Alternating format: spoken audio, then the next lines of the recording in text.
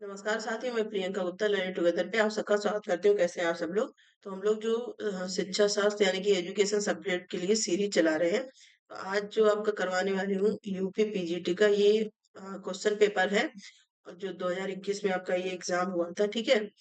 तो ये आपका पेपर है यहाँ पे, इसके क्वेश्चन आज हम लोग करेंगे, ठीक है। तो यहाँ पे स्टार्ट करते हैं। सबसे पहले तो यहाँ पे दिया गया है कि किसने कहा कि ईश्वर दोनों है, कानून और कानून देने वाला, मतलब God is both the law and law giver, ठीक है। तो ये स्टेटमेंट किसके द्वारा बोला गया है? पंडित जवाहरलाल नेहरू, अरस्तु, महात्मा गांधी, स्वामी रामकृष्ण। तो यहाँ पे आपका आंसर हो जाएगा महात्मा गांधी के द्वारा ये स्टेटमेंट बोला गया है, ठीक है। नेक्स्ट क्वेश्चन है हम लोग यहाँ पे करेंगे। नेक्स्ट क्वेश्चन है आदर्शवाद का मुख्य जोर किस पे है, मतलब जो आइडियलिज्म है वो किस पे ज्यादा फोकस करता है। तो आप लोगों ने आइडियलिज्म पढ़ा होगा। तो यहाँ पे ये लोग माइंड की बात करते हैं, इसके बाद आइडियाज की बात करते हैं, ठीक है। सबसे ज्यादा जो इनके फोकस है, मतलब ऐसे भी इनके जो एम्स है उनको लॉफ्टी एम्स भी बोला जाता है, क्योंकि इन्होंने एम्स तो बहुत बड़े बड़े दिए हैं, लेकिन उसको कैसे अचीव करना है उसके मेथड्स इन्होंने उतनी अच्छी तरह नहीं बताए हैं, ठीक है। तो आइडियलिज्म का सबसे ज्यादा फोकस किस पे रहता है? एम ऑफ एजुकेशन पे, ठीक है। ये अगर मेथड ऑफ टीचिंग नहीं है इनका, ठीक है, मतलब जिस हिसाब से इन्होंने एम दिया है उस हिसाब से इनके मेथड ऑफ टीचिंग नहीं है, ठीक है। नेक्स्ट है यहाँ पे तीसरा क्वेश्चन है आपका, who propose the product movement method of coefficient of correlation. यहाँ पे पूछा गया है जो आपका सह संबंध गुणांक की प्रोडक्ट मूवमेंट विधि है वो किसके द्वारा दी गई है, ठीक है। तो यहाँ पे ऑप्शंस में फिशर, पियर्सन, स्पीयरमैन या फिर फर्ग्यूसन। तो ये जो आपका दिया गया है प्रोडक्ट मोमेंटम मेथड, ये दिया गया है पियर्सन के द्वारा, इसको दिया गया है, ठीक है। नेक्स्ट क्वेश्चन हम लोग यहाँ पे कर लेते हैं। नेक्स्ट है आपका, हम महात्मा गांधी को आदर्शवादी कह सकते हैं, मतलब महात्मा गांधी को आइडियलिज्म क्यों कह सकते हैं? उनके विचारों से शिक्षा का अर्थ सर्वोत्तम को बाहर लाना, ठीक है। या फिर वे शिक्षा को सामाजिक क्रांति के साधन के रूप में देखते हैं। वे मानते हैं कि सत्य परम मूल्य है, ठीक है। उन्होंने चरित्र निर्माण पर बल दिया है। तो यहाँ पे सबसे ज्यादा सटीक आंसर हो जाएगा आपका, ही believe that truth is the ultimate value, ठीक है। इसलिए इनको आइडियलिज्म कह सकते हैं। इसका नेक्स्ट क्वेश्चन यहाँ पे हम लोग देखेंगे। नेक्स्ट क्वेश्चन है आपका मनुष्यों में व्यक्तिगत भिन्नताओं के निर्धारक तत्वों का संबंध है, या determinants of individual differences in human being relate to. तो किससे रिलेट करता है ये? जो व्यक्तिगत भिन्नता है, मतलब जो इंडिविजुअल डिफरेंसेस है, वो किस चीज पे ज्यादा फोकस करते हैं? केवल आनुवंशिकता पे, मतलब केवल हेरिडिटी पे, या फिर एनवायरनमेंट पे, या फिर difference in their heredity and environment, उनकी आनुवंशिकता और वातावरण में जो अंतर होता है उससे, या फिर interaction between factor of heredity and factor of environment. तो जो इंडिविजुअल डिफरेंस होते हैं मनुष्यों में, वो किस पे सबसे फोकस करते हैं, वो किस पे बेस्ड होते हैं? Interaction between factor and heredity of factor of environment, आनुवंशिकता के कारकों तथा वातावरण के कारकों के बीच जो अननोन क्रिया होती है वो सबसे ज्यादा प्रभाव डालती है कोई भी ह्यूमन के पर, ठीक है। नेक्स्ट क्वेश्चन यहाँ पे है, कोहलर ने विकसित किया था, कोहलर के द्वारा क्या विकसित किया गया था? अनुबंध सिद्धांत, या फिर एसआर बॉन्ड सिद्धांत, सूज सिद्धांत, या फिर क्षेत्र सिद्धांत। तो फील्ड थ्योरी आपके केल्विन के द्वारा दी गई थी, ठीक है। इसके बाद यहाँ पे जो आपका आंसर हो जाएगा इनसाइड थ्योरी, मतलब जो सूज का सिद्धांत था वो किसके द्वारा दिया गया था? कोहलर के द्वारा दिया गया था। नेक्स्ट क्वेश्चन है यहाँ पे, फ्लैश बल्ब स्मृति क्या है? What is flash bulb memory? तो उस क्या है ये? यहाँ पे सबसे पहले तो ऑप्शन पढ़ेंगे, जब स्पष्ट किया जा सके, जब दीर्घ समय तक याद किया जा सके, प्रत्यक्ष साक्ष्य का स्मरण, ठीक है, या फिर ये सारे ही हो जाएंगे। तो फ्लैश बल्ब जैसे आपने देखा होगा कि मूवीज वगैरह में दिखाते हैं कि कोई भी चीज कोई याद कर रहा है, ठीक है, या कोई किसी परिस्थिति से गुजर रहा है, तो उनके द्वारा एक फ्लैश मेमोरी टाइप की दिखाई जाती है, ठीक है। तो यहाँ पे क्या है, when one can remember vividly मतलब जब स्पष्ट स्मरण किया है, मतलब एकदम से किसी को कोई चीज एकदम से याद आती है, या फिर when you can retain for a long period, जब दीर्घ समय तक याद किया जा सके, ठीक है। और इसके साथ ही मेमोरी फर्स्ट हैंड एविडेंस, मतलब जो आप किसी भी चीज की पहली जो मेमोरी होती है वो हमेशा एक कहते हैं कि माइंड में रहती है। तो ये सारे ही ऑप्शन यहाँ पे सही हो जाएंगे, ठीक है। इसका नेक्स्ट क्वेश्चन हम लोग देख लेते हैं। कैटल ने व्यक्तिगत के मापन के लिए कितने कारकों का प्रयोग किया है? तो यहाँ पे कैटल के मेजरमेंट और पर्सनालिटी पूछे गए हैं। तो ये बहुत सिंपल क्वेश्चन है। कितने कारक हैं? 10, 12, 16 या फिर 18? तो यहाँ पे कौन सा ऑप्शन सही हो जाएगा? कैटल ने जो कारक दिए 16 फैक्टर्स इनके द्वारा डिफाइन किए गए हैं, ठीक है, पर्सनालिटी के। इसका नेक्स्ट क्वेश्चन हम लोग यहाँ पे देखेंगे। विश्व भारती विश्व भारती विद्यालय के संस्थापक कौन है? स्वामी विवेकानंद, इंदिरा गांधी, रविन्द्रनाथ टैगोर या फिर अरविंदो? तो ये भी बहुत सिंपल क्वेश्चन है। रविन्द्रनाथ टैगोर ये जो है विश्व भारती के यूनिवर्सिटी के कौन है? संस्थापक या फाउंडर बोले जाते हैं, ठीक है।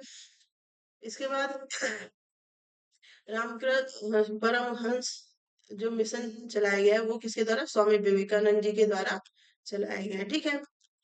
इसके बाद इंदिरा गांधी की अगर बात करें तो इन्होंने एजुकेशन में काम किया है, इनके द्वारा भी काफी चीजें चलाई गई हैं, ठीक है। इसके बाद अरविंदो ने भी एजुकेशन पे काफी काम किया हुआ है, ठीक है। इन्होंने योग के बारे में काफी फोकस किया है। अगर योगा एजुकेशन की बात की जाए, इसके बाद इंटीग्रेटेड एजुकेशन की अगर बात की जाए तो अरविंदो का नाम आता है, ठीक है। इसका नेक्स्ट क्वेश्चन हम लोग देखेंगे यहाँ पे। यहाँ पे पूछा गया है कि टीएलसी का फुल फॉर्म क्या होता है?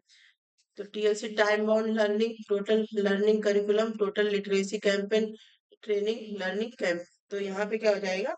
टीएलसी की full form total literacy campaign, ठीक है।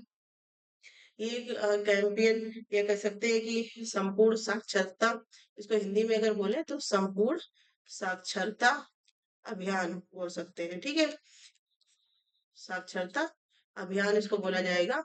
तो ये चलाया गया था जो वयस्क निरक्षरता के लिए, मतलब जो वयस्क लोग हैं उनकी शिक्षा के लिए ये चलाया गया था, ठीक है। नेक्स्ट क्वेश्चन है यहाँ पे, जो एमिल पुस्तक के लेखक कौन थे? अरस्तु, रूसो, डीवी या फिर किलपैट्रिक? तो यहाँ पे एमिल पुस्तक के लेखक कौन? रूसो, ठीक है, इन्होंने एमिल पुस्तक लिखी हुई थी। और ये मनुष्य और प्रकृति का संबंध भी दिखाती है, क्योंकि रूसो क्या थे? नेचरलिज्म में बिलीव करते थे, ठीक है। इन्होंने बोला था कि बच्चे को एकदम छोड़ दो और वो नेचर से जो चीजें सीखता है वही चीजें सही होती हैं, ठीक है। समाज में आके बच्चा खराब हो जाता है। इसके बाद इन्होंने निगेटिव एजुकेशन का भी कॉन्सेप्ट दिया था, ठीक है। तो ये आपको याद रखना है। इसके ड्यूई है, किलपैट्रिक है। नेक्स्ट क्वेश्चन हम लोग देख लेते हैं। Who is the father of behaviourism? व्यवहारवाद के पिता कौन है? तो ये भी काफी सिंपल सा है। जेबी वॉटसन को व्यवहारवाद का पिता माना जाता है, ठीक है। नेक्स्ट क्वेश्चन है, अंग्रेजों के खिलाफ भारत का पहला सत्याग्रह आंदोलन कहाँ शुरू हुआ था और किसने किया था? तो यहाँ पे अहमदाबाद, बंगाल, महाराष्ट्र, चंपारण, बिहार, ठीक है। तो सबसे पहले जो आंदोलन हुआ था कहाँ से हुआ था? जो चंपारण बिहार से शुरू हुआ था। किसके द्वारा किया गया था? महात्मा गांधी जी के द्वारा ये किया गया था, ठीक है। और किसकी वजह से किया गया था? जो नील की खेती होती है, ठीक है, नील की खेती से किसान परेशान थे, उसकी वजह से यहाँ पे ये आंदोलन किया गया था, ठीक है। तो ये आपको पता होना चाहिए, पहला सत्याग्रह आंदोलन किसने किया था या कहाँ पे किया था या क्या कारण था उसके करने का, ठीक है। नेक्स्ट क्वेश्चन हम लोग यहाँ पे देख लेते हैं। पियाजे के अनुसार संज्ञानात्मक विकास की पूर्व संक्रियात्मक अवस्था कौन सी है? मतलब पियाजे की जो प्री ऑपरेशनल स्टेज है, तो कॉग्निटिव डेवलपमेंट में दी गई है, वो कौन सी है? ठीक है, तो यहाँ पे इन्होंने 4 स्टेजेस दी हैं, तो आपको बतानी है कि प्री ऑपरेशनल कौन सी है, ठीक है। तो 2 से 7 ईयर या फिर 3 से 8, 4 से 7, 7 से 11। तो सबसे पहले तो आपका सेंसरी स्टेज आता है ना, 0 से 2 वर्ष। इसके बाद आपका आता है प्री ऑपरेशनल, ठीक है, प्री ऑपरेशनल स्टेज। तो ये कौन सी है आपकी, 2 से 7 ईयर की स्टेज प्री ऑपरेशनल स्टेज है। नेक्स्ट क्वेश्चन करेंगे यहाँ पे, निम्नलिखित में से मनो ऊर्जा का भंडार कहा जाता है, मतलब जो store of psychic energy. Psychic energy क्या है कि एकदम से बहुत ज्यादा जो एनर्जी होती है, ये किसके द्वारा, सिगमंड फ्रायड के द्वारा दी गई है, ठीक है। इन्होंने बताया है कि कैसे कैसे 3 इन्होंने इसके पार्ट बताए हैं, ठीक है, माइंड के। तो सबसे ज्यादा जो एनर्जी रहती है साइकिक एनर्जी, वो किस में रहती है, ईगो, इड, सुपर ईगो या फिर मोटिव्स। तो ये किस में रहेगी, इड में जो है सबसे ज्यादा साइकिक एनर्जी स्टोर रहती है, ठीक है। और किसके द्वारा दिया गया था, ये भी आपको याद रखना है, सिगमंड फ्राइड के द्वारा ये कॉन्सेप्ट दिया गया था, ठीक है। नेक्स्ट क्वेश्चन है यहाँ पे, व्यवहारवाद के सिद्धांत में किसका विश्वास है। तो ऑप्शन में से बताना है आपको कि व्यवहारवाद का जो सिद्धांत है उसमें कौन है। तो पैवलोव है, फ्लॉयड है, नेस्ले है, एडलर है।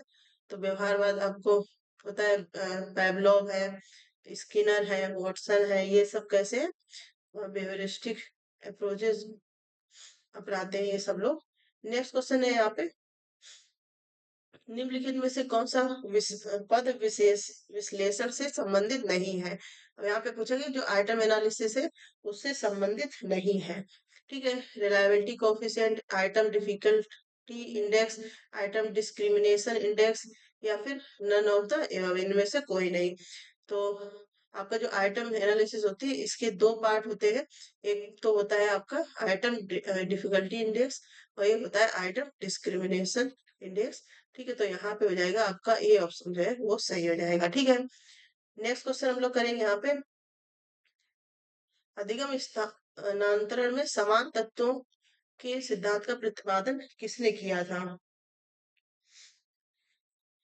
तो ये किसके द्वारा किया गया था यहाँ पे, मतलब आइडेंटिकल एलिमेंट की थ्योरी किसके द्वारा दी गई थी, ये आपको पता होनी चाहिए, ठीक है। यहाँ पे कौन कौन से दिए गए हैं? जुट, यहाँ पे जंग होगा शायद, स्पीयरमैन, कोहलर, थ्रोनडाइक। तो आइडेंटिकल एलिमेंट की थ्योरी किसके द्वारा दी गई, थ्रोनडाइक के द्वारा ये थ्योरी दी गई है, ठीक है। नेक्स्ट क्वेश्चन है यहाँ पे, what will the medium of following data. यहाँ पे कुछ डेटा दिए गए, उसकी माध्यिका आपको बतानी है, ठीक है। तो सबसे पहले जैसे ऐसे क्वेश्चन आते हैं आपको असेंडिंग ऑर्डर में इनको लगा लेना है, और यहाँ पे देखो लगे हुए भी हैं। फिर आप काउंट करेंगे कि कितने हैं, 1 2 3 4 5 6 7 8 9 10, ठीक है। 10 है, मतलब यहाँ पे जो है आंकड़े कितने हैं, एक सम संख्या है, ठीक है। 10 मतलब क्या हो गया, सम संख्या हो गया। तो फॉर्मूला यहाँ पे क्या हो जाएगा आपका, माध्यिका का फॉर्मूला आपको ये पता होना चाहिए क्योंकि इससे क्वेश्चन आपके पूछे जाते हैं। तो यहाँ पे हो जाएगा n/2, ठीक है, वह पद, और प्लस n/2 +1 वह पद, ठीक है। अब यहाँ पे रखेंगे n कितना है आपका, 10 है, मतलब यहाँ पे n क्या है, जितने भी यहाँ पे डेटा दिए गए वो नंबर, 10/2 यहाँ पे प्लस 10/2 +1, ठीक है। इसके बाद ये क्या, 5 हो जाएगा, ये भी 5 हो जाएगा, ये पांचवा पद यहाँ पे हो गया। इसके बाद 5 और ये कितना हो गया, छठवां पद, ठीक है। अब यहाँ पे देखना है 1 2 3 4 5, 5 कौन सा है, ये 6 है आपका, तो यहाँ पे 6 प्लस और जो आपका छठा पद है वो भी क्या है, 6 है, ठीक है। और बटे में क्या करेंगे हम लोग, 2 करेंगे, ठीक है। यहाँ बटे में 2 और है आपका, ये फॉर्मूले में, पूरे फॉर्मूले के बटे में 2 और है, ठीक है। तो ये 6 और 6 क्या हो जाएगा, 12, ठीक है। और आंसर जब निकलेगा तो क्या हो जाएगा, यहाँ पे 6 आंसर आपका आ जाएगा। तो यहाँ से कौन सा हो गया, डी आंसर जो है वो सही हो जाएगा, ठीक है। फॉर्मूला आपको समझ में आ रहा होगा। यहाँ पे मैं फिर से लिख देती हूँ, n/2वां पद प्लस n/2 +1वां पद, ठीक है। और पूरे के बटे 2, ये आपका माध्यिका का फॉर्मूला होता है जब क्या हो, यहाँ पे जो डेटा दिया गया है ये नंबर्स कितने होते हैं, सम होते हैं, यानी कि इवन नंबर अगर दिए हैं तो ये वाला फॉर्मूला लगेगा, ठीक है। नेक्स्ट क्वेश्चन हम लोग देखेंगे यहाँ पे।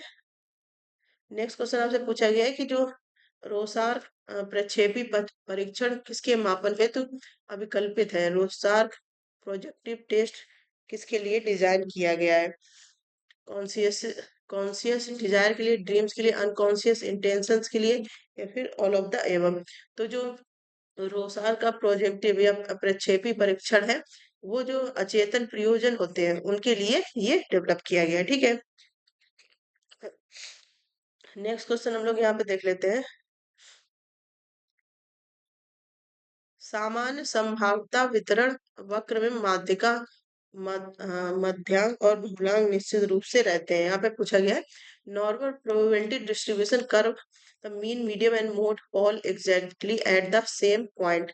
मतलब जब दोनों ही, सॉरी, तीनों ही मीन मीडियम मोड आपके एग्जैक्टली एक ही पॉइंट पे होंगे, तब वो कौन सा पॉइंट होगा। मतलब मध्य बिंदु पर होंगे, या फिर विभिन्न अलग अलग पॉइंट पर होंगे, या फिर एक दूसरे के बगल में ऐसे होंगे। तो जब ये दोनों सेम एक ही इस पे रहते हैं तो किस पे होते हैं, मिड पॉइंट पे ये होते हैं, ठीक है। नेक्स्ट क्वेश्चन हम लोग यहाँ पे देख लेते हैं। नेक्स्ट क्वेश्चन है आपका, स्पीयरमैन का सिद्धांत मान अ, मानता है कि बुद्धि में, मतलब Spears theory holds that intelligence consist of. तो ये भी सिंपल क्वेश्चन है। One general and one specific mental factor, one general and many specific mental factor, या फिर number of factors of equal importance, या फिर only one general mental ability.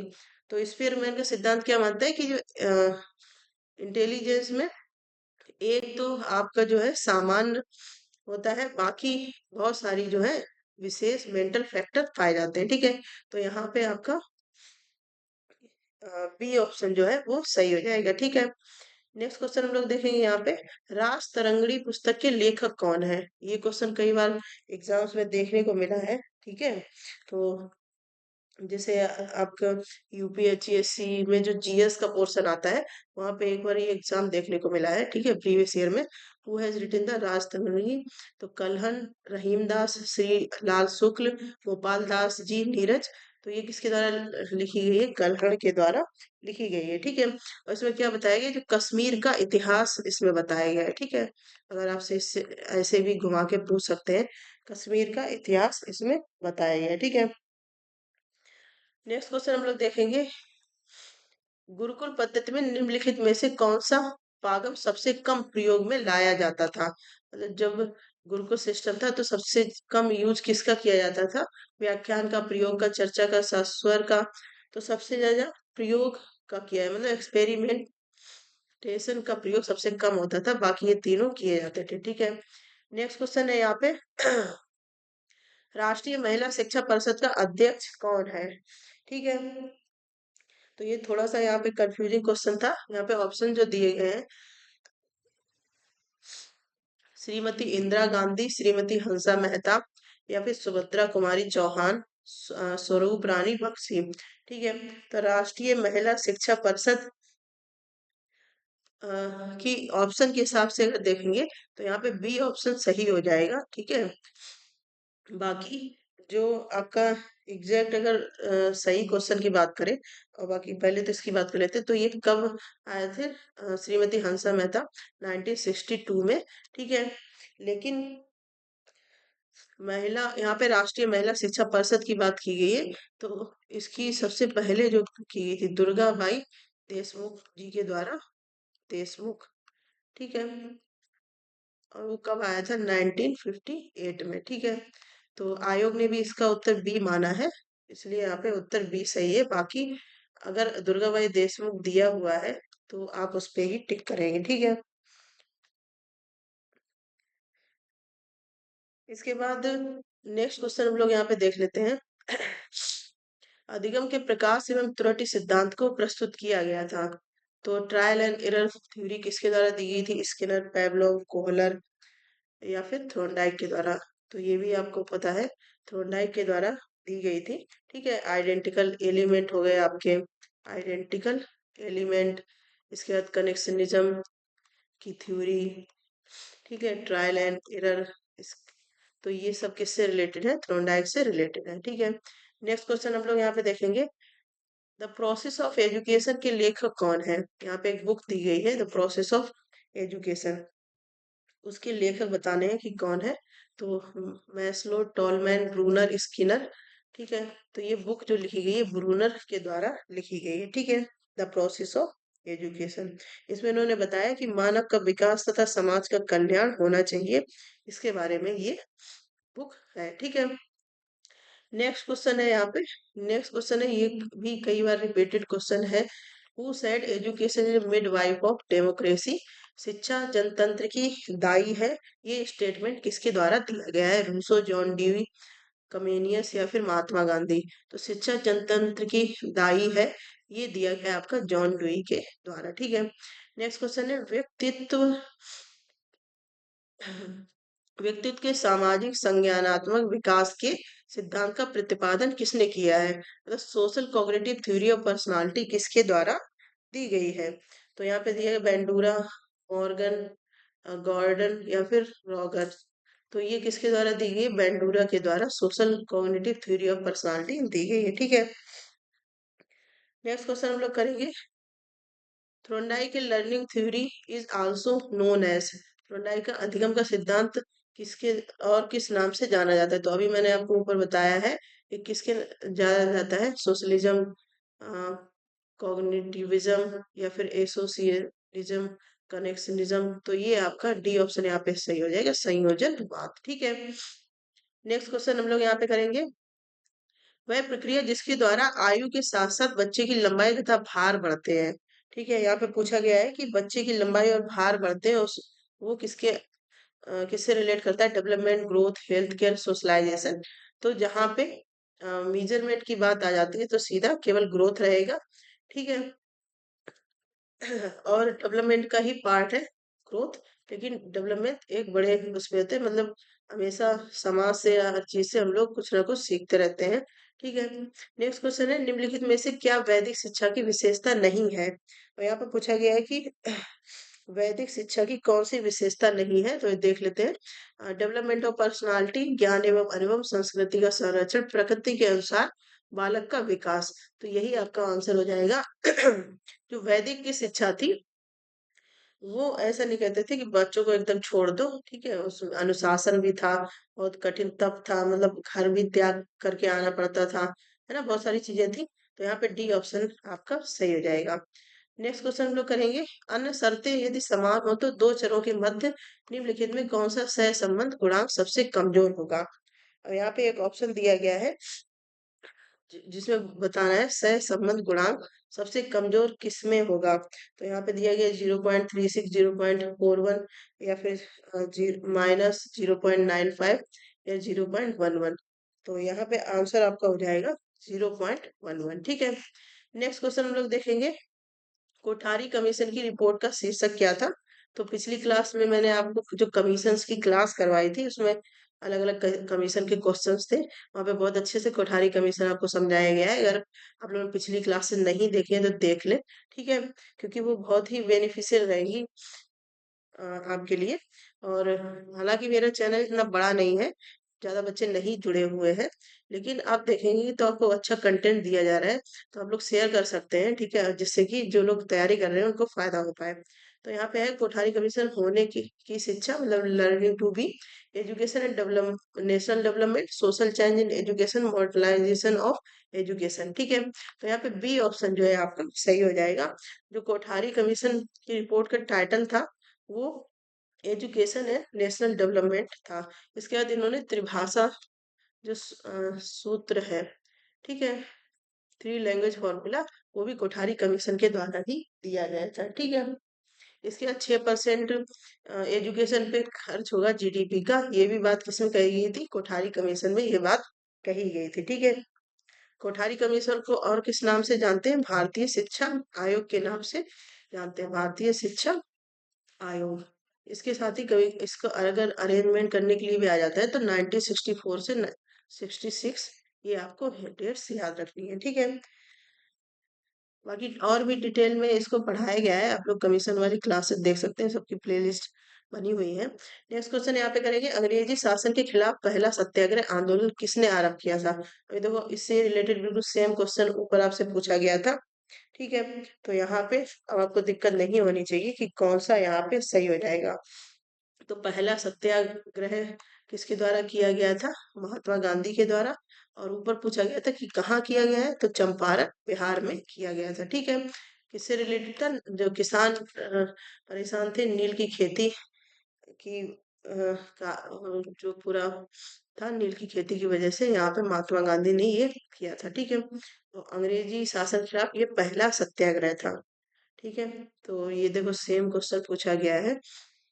Next question हम लोग यहाँ पे करेंगे, आगरा विश्वविद्यालय है, आगरा विश्वविद्यालय कैसा विश्वविद्यालय है?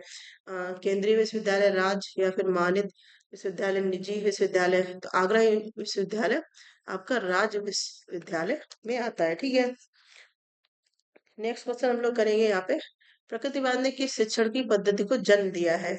यहाँ पे पूछा गया कि जो नेचुरलिज्म है वो बेसिकली किस पे ज्यादा फोकस करती है? तो खोज विधि, खेल विधि, वैज्ञानिक विधि, या फिर प्रोजेक्ट विधि? तो नेचुरलिज्म किस पे? ह्यूरिस्टिक मेथड पे ज्यादा, मतलब खोज विधि पे ज्यादा फोकस करती है। अगर पूछा जाए कि खोज विधि किसके द्वारा दिया गया था, मतलब खोज विधि के फाउंडर कौन है, तो आपको ये भी पता होना चाहिए क्योंकि ये बहुत बार पूछा गया।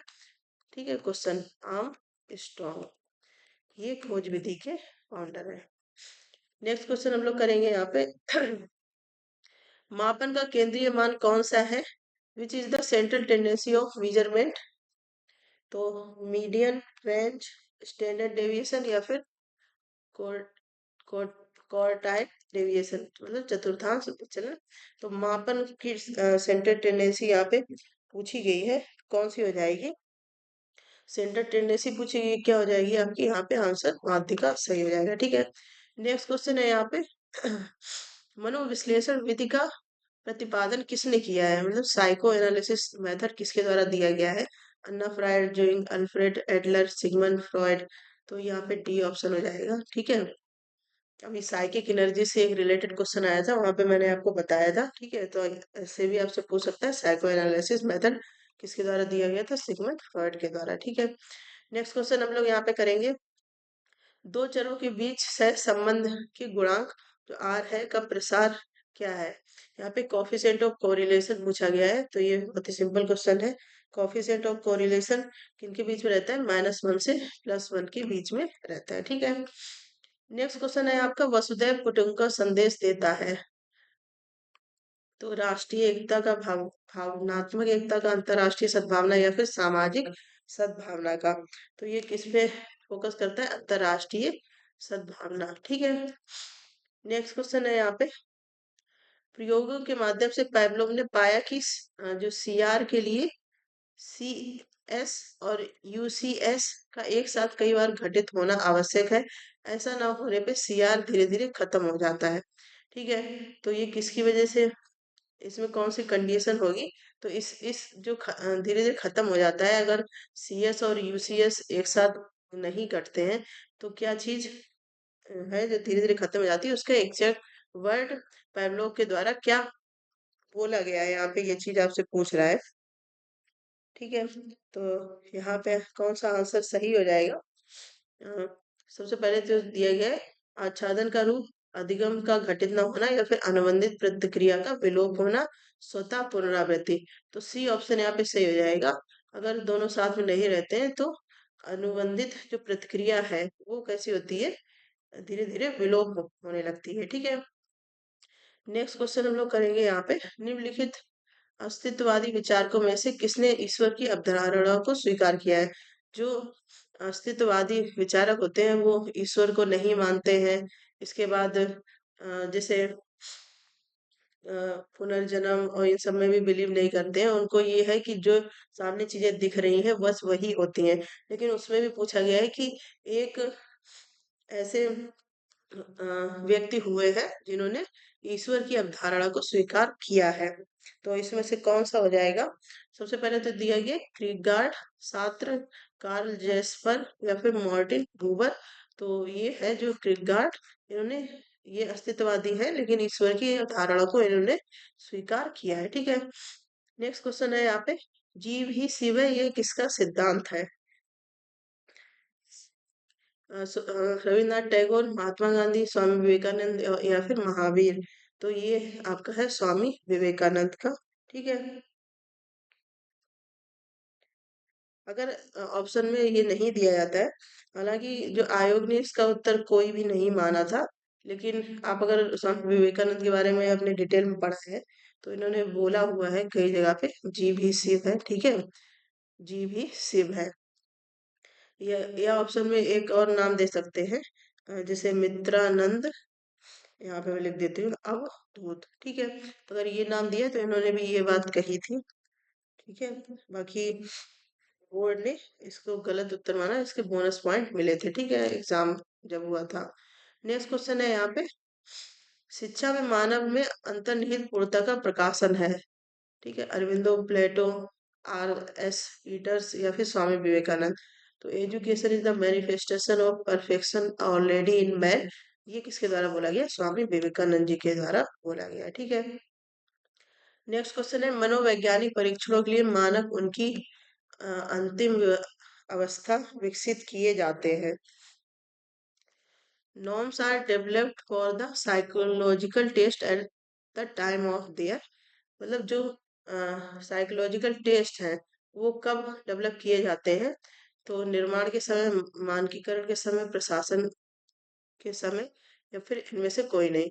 तो स्टैंडर्डाइजेशन मतलब मानकीकरण के समय ये डेवलप किए जाते हैं।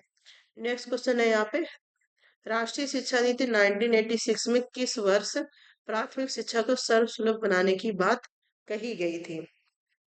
तो ये क्वेश्चन भी कई बार रिपीटेड क्वेश्चन है, आपसे कई बार ये पूछा गया है, तो इम्पोर्टेंट है क्वेश्चन। ठीक है, 1995, फिर 2000, 2002, 1990।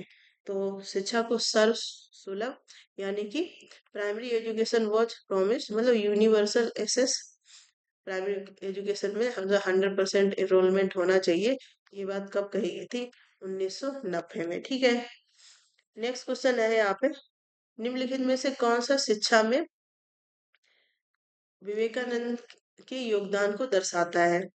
तो नारी शिक्षा, मानव निर्माण के लिए शिक्षा, उत्पादन के लिए शिक्षा, वेदांत शिक्षा। हालांकि थोड़ी थोड़ी बात इन्होंने सबकी ही कही है, लेकिन ऑप्शन के हिसाब से बेस्ट अगर देखा जाए तो मानव निर्माण की शिक्षा, ये तीनों ही इसमें ही आ जाते हैं। मानव निर्माण मतलब एजुकेशन फॉर मैन मेकिंग की बात स्वामी विवेकानंद के द्वारा कही गई थी। ठीक है, नेक्स्ट क्वेश्चन है यहाँ पे, निम्नलिखित में से क्या शिक्षा आयोग 1964 द्वारा प्रस्तावित नहीं किया गया? अब तो 1964 66 की बात हो रही है, तो ये कौन सा हो गया? कोठारी आयोग यहाँ पे हो गया। ठीक है, तो ये मैंने आपको ऊपर भी एक क्वेश्चन में बताया था कि कोठारी आयोग को और क्या कहते हैं? शिक्षा आयोग या फिर भारतीय शिक्षा आयोग। ठीक है, तो यहाँ पे पूछा गया कि कौन सी बात इन्होंने नहीं कही थी? तो यहाँ पे ऑप्शन दिए गए, उत्पादन हेतु शिक्षा, शिक्षा का निजीकरण, सामाजिक एवं राष्ट्रीय एकता के लिए शिक्षा, या फिर शिक्षा एवं प्रजातांत्रिक मूल्य। तो इन्होंने प्राइवेटाइजेशन ऑफ एजुकेशन की बात नहीं कही थी कोठारी कमीशन में। ठीक है, बाकी सारी चीजें इंक्लूडेड है इसमें। ठीक है, नेक्स्ट क्वेश्चन यहाँ पे देखेंगे, शैक्षिक उपलब्धि जो आपका एजुकेशन कोशेंट है, ये इसको मेजर करने का क्या फॉर्मूला होता है? ठीक है, तो ये क्वेश्चन भी इम्पोर्टेंट है, कई एग्जाम्स में यहाँ से क्वेश्चन पूछा गया है। तो यहाँ पे क्या हो जाएगा? EQ बराबर CA/EA इंटू 100, या फिर आपका हो जाएगा EQ बराबर, EQ क्या हो गया? Educational quotient. ठीक है, इसके बाद CA क्या हो गया आपका? Chronological age. तो EQ बराबर क्या हो जाएगा? एजुकेशनल एज या अपॉन क्रोनोलॉजिकल एज। और EQ बराबर MA/CA या फिर EQ बराबर CA/MA। तो यहाँ पे फॉर्मूला जो होता है EQ बराबर EA/CA, मतलब एजुकेशनल एज, जो एजुकेशनल एज है, ठीक है, एज अपॉन जो आपकी क्रोनोलॉजिकल एज है। ठीक है, तो ये फॉर्मूला होता है। यहाँ पे बी ऑप्शन जो है वो सही हो जाएगा। नेक्स्ट क्वेश्चन हम लोग देखेंगे यहाँ पे, शिक्षा में कर्जन ने जोर दिया था। कर्जन ने शिक्षा पे किस टाइम पे जोर दिया था वो चीज यहाँ पे अब बतानी है, मतलब किस चीज पे जोर दिया था। विस्तार पे, व्यवसायीकरण पे, सामान्यीकरण पे, गुणवत्ता पे। तो कर्जन ने जोर दिया था विस्तार करने पे, शिक्षा का विस्तार करने पे कर्जन ने जोर दिया था। लेकिन आयोग ने जो है इसका भी उत्तर गलत माना है, ठीक है। तो इसमें भी बोनस पॉइंट मिला था, लेकिन कर्जन ने शिक्षा पे काफी काम किया हुआ था, ठीक है। नेक्स्ट क्वेश्चन है, शिक्षा को मनुष्य एवं समाज का निर्माण करना चाहिए। तो ये स्टेटमेंट किसके द्वारा दिया गया था? यहाँ पे देखो फिर से मैन मेकिंग की बात आ गई, सोसाइटी मेकिंग। तो आपको सिंपल से पता चल जाएगा कि किसका स्टेटमेंट होगा। डॉक्टर एस राधा कृष्ण, महात्मा गांधी, स्वामी विवेकानंद या फिर रविन्द्रनाथ टैगोर। तो ये हो जाएगा आपका स्वामी विवेकानंद जी का, ठीक है। इसके बाद नेक्स्ट क्वेश्चन हम लोग देखेंगे यहाँ पे विनय भवन शब्द का संबंध है। जो विनय भवन किससे रिलेटेड है? विनय भवन, हाँ वो तो आपको बताने है किससे रिलेटेड है। टैगोर से, विवेकानंद से, गांधी से या फिर जाकिर हुसैन से। तो विनय भवन रिलेटेड है टैगोर से, ठीक है। जो विश्व भारती यूनिवर्सिटी है, विश्व भारती, विश्व भारती कैसी सेंट्रल यूनिवर्सिटी है, ठीक है। इसमें ही अलग अलग डिपार्टमेंट है, ठीक है। शिक्षा भवन, भाषा भवन या और भी अलग अलग भवन है। तो विनय भवन जो है आपका वो किससे रिलेटेड हो गया यहाँ पे? टैगोर से। और विनय भवन का अगर क्वेश्चन पूछा जाता है कि किसकी शिक्षा के लिए, तो अध्यापक, जो टीचर एजुकेशन होती है उसकी शिक्षा के लिए ये फेमस है विनय भवन, ठीक है। नेक्स्ट क्वेश्चन है यहाँ पे, विकास के मनोसामाजिक सिद्धांत का प्रतिपादन किसने किया था? Who has propounded psycho-social theory of development? Jean पियाजे, एरिक्सन, वेंडूरा या फिर ब्रूनर। तो ये किसने किया था? एरिक्सन ने इसका प्रतिपादन किया था, ठीक है। और इन्होंने जो 8 अवस्थाएं भी बताई थी, ठीक है। ये भी आपको पता होना चाहिए। नेक्स्ट क्वेश्चन हम लोग देखेंगे यहाँ पे, मानकीकृत परीक्षण की 2 अत्यधिक आवश्यक विशिष्टताएं हैं। जो कैरेक्टरिस्टिक्स ऑफ स्टैंडर्डाइजेशन टेस्ट, तो ये भी काफी रिपीटेड क्वेश्चन है। व्यवहार्यता एवं उपयोगिता, वस्तुनिष्ठता एवं विश्वसनीयता, विश्वसनीयता एवं वैधता, विश्वसनीयता एवं उपयोगिता। तो विश्वसनीयता एवं वैधता ये यहाँ पे हो जाएगा। जो स्टैंडर्डाइज्ड टेस्ट होते हैं उनके लिए रिलायबिलिटी एंड वैलिडिटी इंपॉर्टेंट होती है, ठीक है। नेक्स्ट क्वेश्चन है यहाँ पे, राष्ट्रीय योजना समिति का गठन कब हुआ था? 1947। ये भी पिछली जो क्लासेस मैंने करवाई है उसमें भी क्वेश्चन करवाया है। 1964, 1953 या फिर 1938। तो नेशनल प्लानिंग कमेटी कब बनाई गई थी? यहाँ पे 1938 में बनाई गई थी, ठीक है। और इसके निर्देश, अगर पूछा जाए कि इसके गठन का निर्देशन किसके अंडर में किया था, यहाँ पे मैं फिर से बता देती हूँ। निर्देशन अगर पूछा जाए कि किसने निर्देश किया था, ठीक है, तो सुभाष चंद्र बोस का नाम आएगा, सुभाष चंद्र बोस। इसके बाद अगर पूछा जाए इसके अध्यक्ष कौन थे, अध्यक्ष तो पीटी नेहरू, मतलब पंडित जवाहरलाल नेहरू, ठीक है। तो ये दोनों ही आपको पता होना चाहिए। एक और क्वेश्चन यहाँ से बनता है कि इसका किस अधिवेशन में किया गया था? तो हरिपुरा अधिवेशन में इसको, इसकी घोषणा की गई थी, ठीक है। नेक्स्ट क्वेश्चन हम लोग देखेंगे यहाँ पे, जिस अधिगम्य परिणामों के फलस्वरूप स्वैच्छिक व्यवहार सबल अथवा निर्बल हो जाता है वह है, मतलब learning in which voluntary behaviour is strengthen या फिर weakened by consequence is known as. तो ये किसमें, मतलब यहाँ पे रिवॉर्ड की बात की गई है, रिवॉर्ड दिए जाते हैं, ठीक है। और पॉजिटिव नेगेटिव पनिशमेंट दिया जाता है। तो ये किससे रिलेटेड है? ऑपरेट कंडीशनिंग, सक्रिय अनुक्रिया अनुबंधन, ठीक है। और ये इनके फाउंडर कौन है? स्किनर, ठीक है, स्किनर। नेक्स्ट क्वेश्चन हम लोग देखेंगे यहाँ पे, साक्षर भारत अभियान कार्यक्रम कब शुरू किया गया था? तो यहाँ पे साक्षर भारत अभियान के बारे में पूछा गया है, 15 अगस्त 2002। साक्षर भारत अभियान, इससे रिलेटेड अभी ऊपर भी एक क्वेश्चन हो चुका है जिसमें टीएलसी का फुल फॉर्म पूछा गया था, ठीक है। तो और ये सेम ही है, ठीक है। यहाँ पे जो 15 वर्ष से अधिक आयु के वर्ग के लोग हैं जो निरीक्षर है उनको पढ़ाने का काम किया गया था। ठीक है, तो यहाँ पे ऑप्शन दिया गया 15 अगस्त 2002, 8 सितंबर 2009, 8 सितंबर 2011 या फिर 26 जनवरी 2006। तो ये कब आरंभ हुआ था? 8 सितंबर 2009 को ये आरंभ हुआ था। ठीक है, नेक्स्ट क्वेश्चन है यहाँ पे, सह संबंध गुणांक की कोटि अंतर विधि का प्रतिपादन किसने किया था? यहाँ पे rank difference method of coefficient of correlation पूछा गया है कि किसके द्वारा ये दिया गया था। फर्ग्यूसन, पियर्सन, फिशर या फिर स्पीयरमैन। तो ये दिया गया था स्पीयरमैन के द्वारा। ठीक है, पियर्सन ने कौन सा दिया था? अभी ऊपर ही आपसे क्वेश्चन पूछा गया था, प्रोडक्ट मूवमेंट मेथड। ठीक है, तो ये दोनों ही इम्पोर्टेंट है, कई बार एग्जाम्स में देखे गए हैं, एजुकेशन से रिलेटेड जो आते हैं।